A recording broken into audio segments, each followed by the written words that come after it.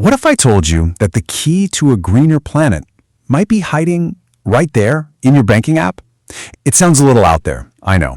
But today we're diving into some really fascinating new research that connects our personal finances to the future of our world.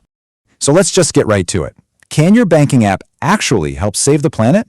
I mean, we use our phones for everything, right? We're banking, we're budgeting, we're investing. But could those same exact tools also be used to build a more sustainable world? You might think that's a stretch, but you're about to see some surprising evidence. And the answer, according to this new research, is a huge yes. A recent study zeroed in on Gen Z and found this really clear direct link between having good money management skills and making more sustainable choices when they spend. In other words, being smart with your money and being good to the planet, well, they aren't separate things anymore. They're basically two sides of the same coin.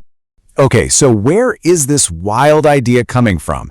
This isn't just a random guess or a hunch. It's all based on a solid, peer-reviewed academic study that took a really close look at the habits of Gen Z. So let's dig in and see what they found. So here's the breakdown. The study focused on a group of 40 young adults over in Indonesia, all between the ages of 18 and 23. The researchers looked at everything, their financial habits, their spending patterns, you name it. And the result was totally clear. There was a really strong, significant connection to making more sustainable choices. This is the bedrock for the powerful ideas we're about to get into. So how does this connection actually work? What's the secret sauce that links your bank balance to a healthier planet? Well, the researchers found 3 key ingredients that seem to be driving this whole shift. Let's break them down. First up is something called personal financial management. Honestly, just think of this as the how. It's not just about knowing you have money in the bank.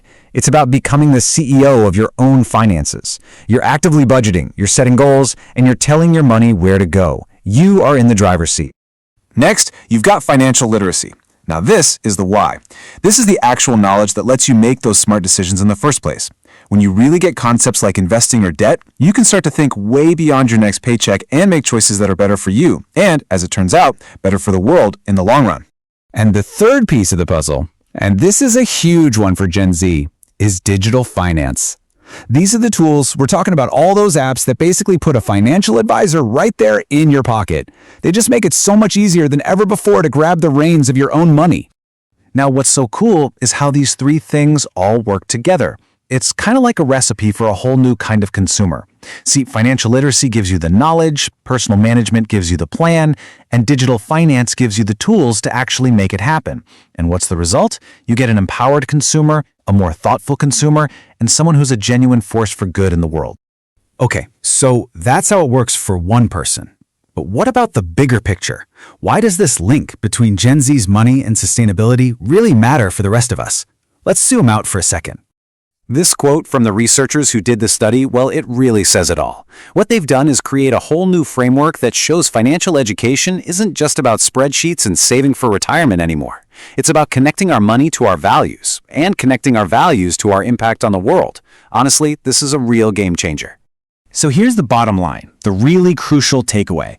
We've got to rethink what financial education is even for. For way too long, it's just been taught as a way to build personal wealth. But what this research is screaming is that it's also a path to our collective well-being. It's about giving people the power to use their everyday spending as a vote for the kind of world they actually want to live in. So this is all great, but how do we actually put this big idea into action? What does it mean for all of us? Let's break down some of the real-world takeaways for educators, for companies, and yeah, for you. Okay, for educators, it means we need to start weaving topics like social and environmental impact right into finance classes. For tech companies, hey, you can design apps that do more than just track spending. They can help us track our values. For policymakers, this shows that supporting financial inclusion can actually help build a more sustainable economy. And for you, the big takeaway is that your financial skills are a real superpower. They're a powerful tool for change.